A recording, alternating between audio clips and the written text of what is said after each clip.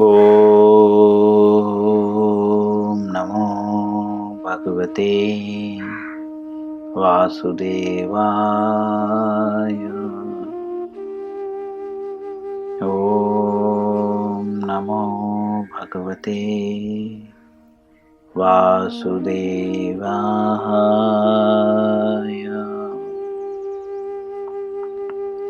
ॐ नमो भगवते वासुदेवाय।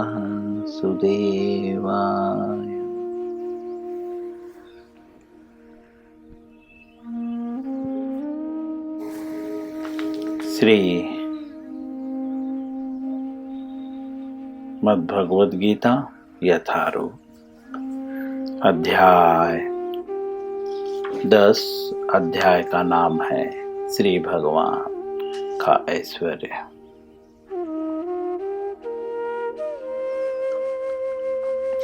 श्लोक संख्या 19। आज इस श्लोक का पहला दिवस है। सभी लोग मेरे पीछे श्लोकों को उच्चारण करने का प्रयत्न करें यथासंभव। श्री भगवानुवाच हन्त ते कथयिष्यामि दिव्यायात्मविभूतयः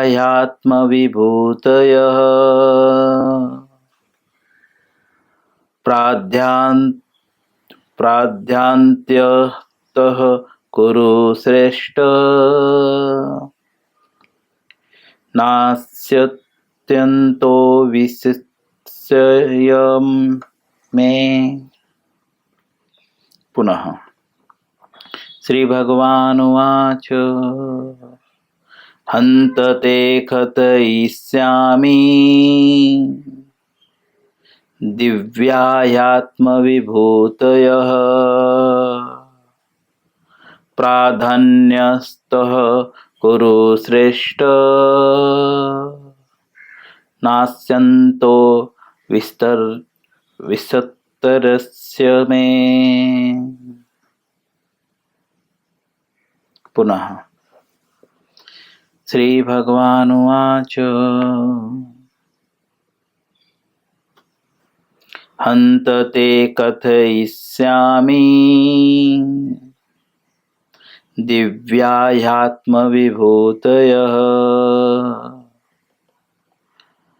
प्राधान्यतः कुरु श्रेष्ठ नास्त्यन्तो विचित्रस्य मे। शब्दार्थ, अनुवाद और तात्पर्य श्रील प्रभुपाद जी के द्वारा। शब्दार्थ श्री भगवान उवाच अर्थात श्री भगवान ने कहा। हन्तः अर्थात हाँ, हन्त अर्थात हाँ, ते अर्थात तुमसे, कथयिष्यामि कहूँगा, दिव्याः अर्थात देवी, ही अर्थात निश्चय ही, आत्मविभूतयः अपने ऐश्वर्यों को, प्राधान्यतः अर्थात प्रमुख रूप से, कुरु श्रेष्ठ अर्थात हे कुरु श्रेष्ठ, न अस्ति अर्थात नहीं है, अंतः अर्थात सीमा,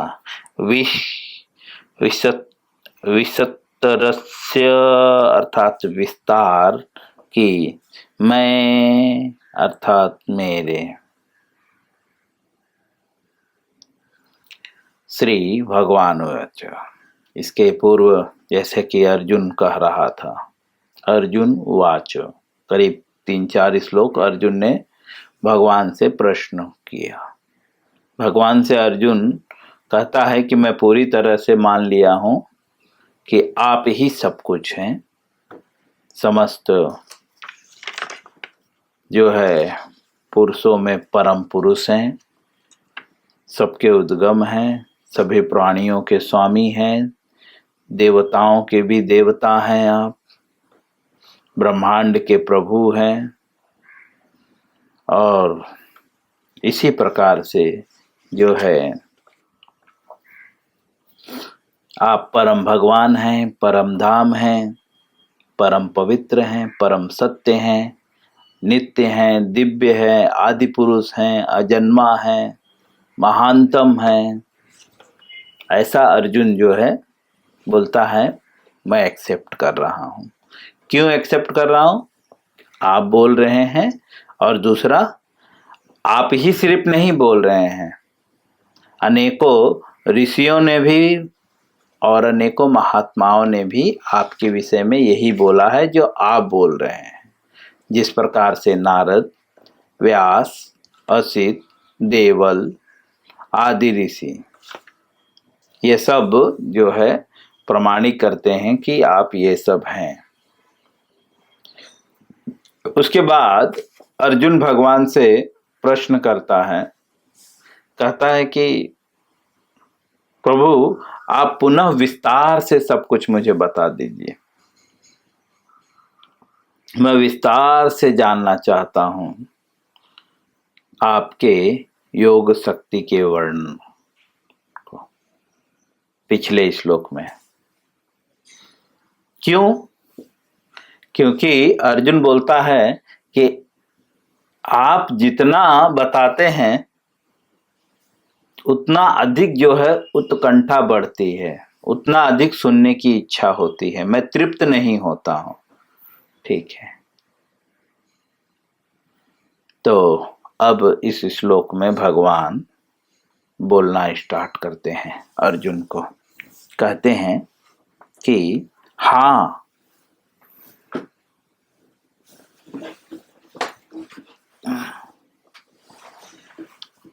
कहते हैं कि हाँ, मैं तुम्हें जरूर बताऊंगा, लेकिन भगवान कहते हैं कि मैं अर्थात मेरे विस्तरस्य अर्थात विस्तार की, अंतः अर्थात सीमा, न अस्ति नहीं है। अर्जुन को भगवान कहते हैं कि मेरे विस्तार की सीमा नहीं है। तभी भी वे कहते हैं हे कुरु श्रेष्ठ, क्योंकि अर्जुन कुरुवंशी था, तो इसीलिए भगवान अर्जुन को संबोधित करते हैं ये कुरु में श्रेष्ठ।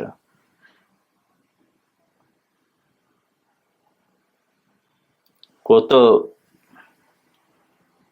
दुर्योधन के पिता धृतराष्ट्र ने जो है पांचों पांडव को कुरुवंश से अलग समझता था। इसीलिए भगवत गीता के पहले अध्याय में जो है पहले श्लोक में वह जब संजय से प्रश्न करता है तो कहता है कि मेरे और पांडव के पुत्रों ने क्या किया, तो वह सोचता है कि सिर्फ मैं ही कुरुवंशी हूं। लेकिन अर्जुन को भगवान कहते हैं हे कुरु श्रेष्ठ, अर्थात आप कुरु जो जैसे तेली, बनिया, यादव है ना, इसी प्रकार से कुरुवंशी। हम किस वंश के हैं तो बोलते हैं ना हम यदुवंशी हैं। ऐसे अलग अलग वंशी हैं, सूर्यवंशी, चंद्रवंशी, यदुवंशी, सब अपने को अलग अलग वंश का कहते हैं। इसी तरह से अर्जुन किस वंश से था? कुरुवंश से था। आगे भविष्य में हम कुरुवंश की व्याख्या भी सुनेंगे। भगवान कहते हैं कि आप कुरु में जो है श्रेष्ठ हो। क्यों श्रेष्ठ हो? तो पिछले श्लोक में जो है स्पष्ट है, जो भगवान के भक्त होते हैं वास्तव में वे ही सबसे श्रेष्ठ होते हैं, क्योंकि सारे कुरु वंश में अर्जुन भगवान का बहुत प्रिय भक्त और मित्र था। इस वजह से भगवान जो है अर्जुन को उसके वंशजों में श्रेष्ठ बता रहे हैं। अगर हम भी हमारे वंशज में श्रेष्ठ बनना चाहते हैं तो इनडायरेक्टली भगवान कहते हैं कि मेरी भक्ति करो। और कहते हैं यहाँ पे, हे कुरुश्रेष्ठ, मैं, क्योंकि मेरी जो है न अस्ति, नहीं है, अंतः सीमा, मेरी कोई सीमा नहीं है। जैसा कि प्रभुपाद जी तात्पर्य अनुवाद में कहते हैं कि भगवान कहते हैं कि अब मैं तुमसे जो है अपने प्रमुख अर्थात मुख्य वैभव युक्त रूपों का वर्णन करूंगा। मुख्य वैभव का वर्णन करेंगे भगवान। क्यों? क्योंकि हे अर्जुन, मेरी ऐश्वर्य की असीम है, मेरा ऐश्वर्य जो है असीम है, उसकी सीमा नहीं है। हम हरि अनंत, हरि कथा अनंता, कहहि सुनहि बहुविधि संता। भगवान अनंत हैं और भगवान की कथाएं भी अनंत हैं। इसीलिए भगवान कहते हैं कि मैं तुम्हें जो है प्रमुख बातों को बताऊंगा, सारी बातों को नहीं बताऊंगा। क्यों? क्योंकि उसकी सीमा ही नहीं है, असीम है। न अस्ति, नहीं है, अंतः, अंत मतलब एंड, मराठी में इंग्लिश में उसे एंड कहते हैं, यहाँ पे खत्म हो जाता है। तो भगवान कहते हैं मेरी कोई सीमा ही नहीं है। अब श्रील प्रभुपाद जी तात्पर्य में इस श्लोक की व्याख्या करते हुए कहते हैं कि श्री कृष्ण की महानता तथा उनके ऐश्वर्य को समझ पाना संभव नहीं है, क्योंकि असीम है ना। क्यों नहीं समझ पाना संभव है? कहते हैं जीव की इंद्रियां सीमित हैं। जीव मतलब जिसने जीवन ग्रहण किया है।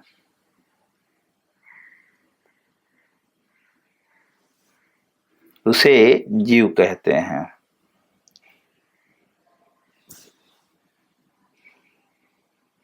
तो कहते हैं उनकी जो है इंद्रियां सीमित हैं, इसलिए जो है वो भगवान के ऐश्वर्य को समझ पाने में जो है असमर्थ है, उसके लिए संभव नहीं है। अतः उसने कृष्ण के कार्यकलापों की समग्रता को समझ पाना संभव नहीं है। तो भी भक्त जन कृष्ण को जानने का प्रयास करते हैं। प्रभुपाद जी कहते हैं कि कृष्ण को समझ पाना जो है, उनके कार्यकलाप को समझ पाना जो है संभव नहीं है, लेकिन तो भी जो भक्त गण हैं वो जो है जानने का प्रयास करते हैं। क्यों जानने का प्रयास करते हैं, आगे बताते हैं।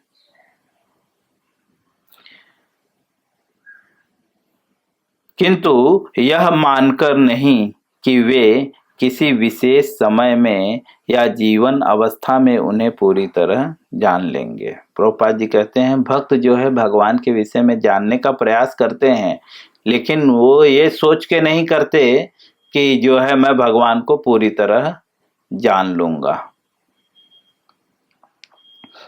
श्रील प्रभुपाद जी आगे लिखते हैं,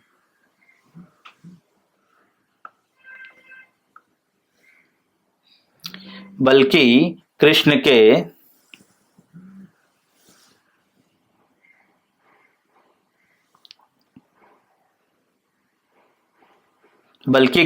के वृत्तांत इतने आस्वाद्य हैं कि भक्तों को अमृत तुल्य प्रतीत होते हैं। भगवान की लीलाओं को क्यों भक्त, प्रभुपाद जी कहते हैं कि जो है जीव जो है उसकी इंद्रियां सीमित होने के कारण भगवान को नहीं जान सकता, तो भी जीव जो है, जो भक्त है, वो प्रयास करता है। क्यों प्रयास करता है? क्योंकि भगवान के वृत्तांत अर्थात उनकी लीलाएं जो है बहुत आस्वाद्य है, अमृत तुल्य है, इसलिए वह बार बार सुनता है। इस प्रकार भक्त उनका आनंद उठाते हैं।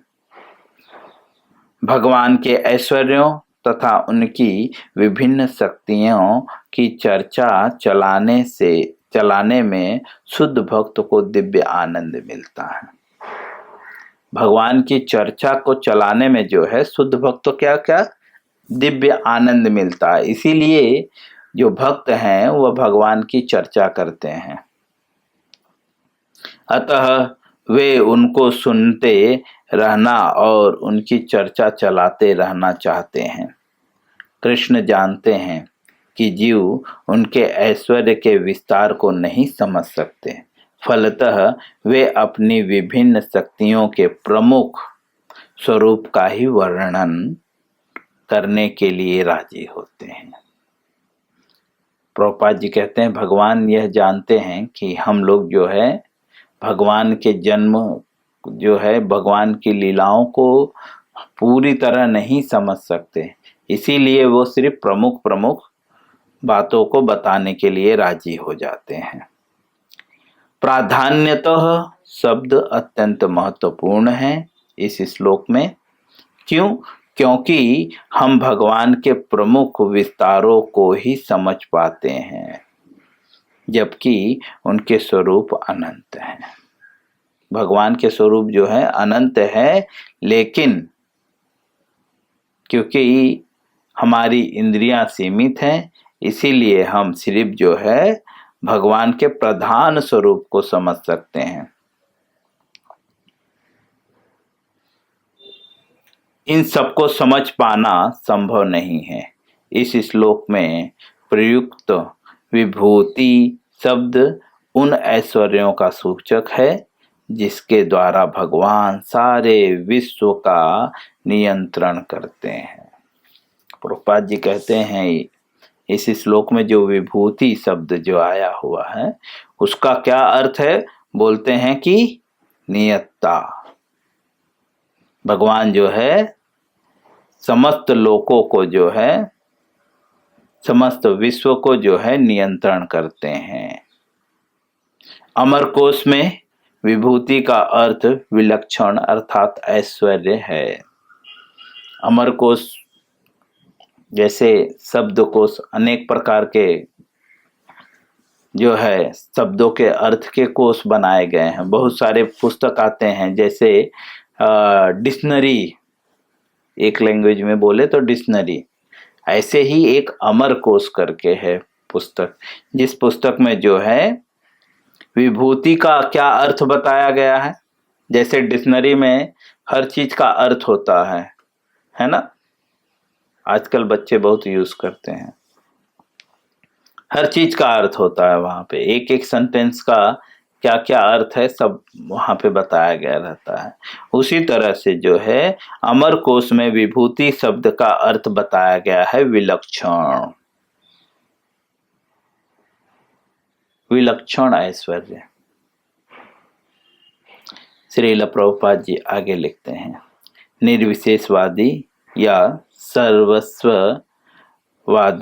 सर्वेश्वरवादी न तो भगवान के विलक्षण ऐश्वर्य को समझ पाते हैं, न उनकी दैविक शक्ति के स्वरूप को।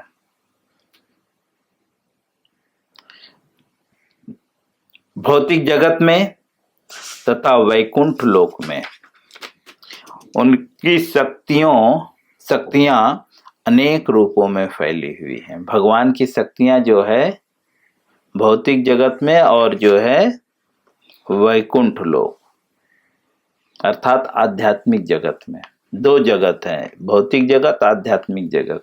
भौतिक जगत मतलब भूमि रापो नलो वायु खम्मनम बुद्धिरेव च अहंकार इति मन्ये भिन्ना प्रकृति अष्ट था। ये जो है 8 प्रकार की शक्तियों से भौतिक जगत बना हुआ है। और ये जो है भौतिक जगत जो है नश्वर है, बार बार नाशवान, नष्ट होने वाला है। आध्यात्मिक जगत जो है नष्ट नहीं होता। प्रभुपाद जी कहते हैं कि भौतिक जगत तथा आध्यात्मिक जगत में जो है उनकी शक्तियां, उनकी मतलब भगवान की शक्तियां जो है अनेक रूपों में फैली हुई है। अब कृष्ण उन रूपों को बताने जा रहे हैं कि किस तरह से भगवान आध्यात्मिक जगत और भौतिक जगत में फैले हुए हैं, विस्तार है उनका, किस प्रकार से आध्यात्मिक और भौतिक जगत में विस्तार है, जो सामान्य व्यक्ति प्रत्यक्ष रूप से देख सकता है। प्रभुपाद जी कहते हैं कि भगवान इस तरह बताएंगे कि सामान्य व्यक्ति मतलब जो कृष्ण को नहीं जानता है, हमारे आपकी तरह जो है वे लोग भी जो है प्रत्यक्ष रूप से देख सकेंगे। इस प्रकार उनकी रंग बिरंगी शक्तियों का आंशिक वर्णन किया गया है। प्रभुपाद जी कहते हैं इस प्रकार से जो है भगवान की रंग बिरंगी मतलब अनेकों प्रकार की जो शक्तियां हैं, अलग अलग टाइप की, समझे, उसका जो है आंशिक मतलब बहुत थोड़ा सा वर्णन किया गया है। नेक्स्ट श्लोक से जो है भगवान जो है अपने शक्तियों के विषय में बताना स्टार्ट कर देंगे। इस प्रकार से श्रील प्रभुपाद जी भगवद गीता के जो है 10वें अध्याय के 19वें श्लोक का अनुवाद और तात्पर्य पूर्ण करते हैं। भगवान अर्जुन की प्रार्थना पे राजी हो जाते हैं कि ठीक है, मैं जो है मेरे प्रमुख जो है वैभव युक्त रूपों का वर्णन करूंगा। यहाँ पर एक बहुत मार्मिक बात है कि भगवान से आप जो सुनना चाहोगे भगवान वो आपको बताने के लिए तत्पर हैं।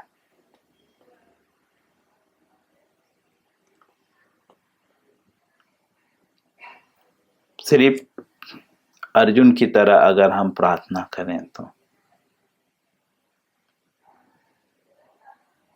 अगर हम अर्जुन की तरह प्रार्थना करें तो स्वयं भगवान जो है हमें जो है सारे ज्ञान को उपदेश देंगे।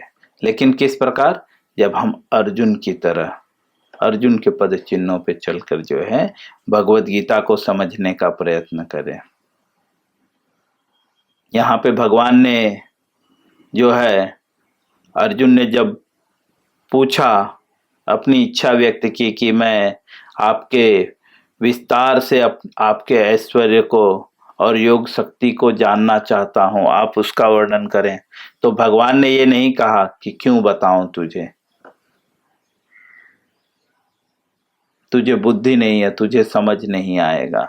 भगवान ने कहा ठीक है, मेरी शक्तियां असीम है, लेकिन तो भी मैं तुम्हें बताऊंगा प्रमुख शक्तियों को।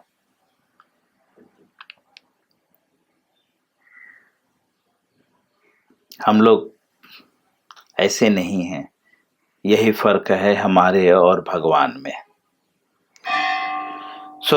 इसीलिए जो है निश्चिंत होकर भगवान की भक्ति करनी चाहिए। और श्रील प्रभुपाद जी जिस प्रकार से कहते हैं कि जो भगवान के भक्त होते हैं वो भगवान की लीलाओं का जो है आनंद लेते हैं। हरे कृष्णा।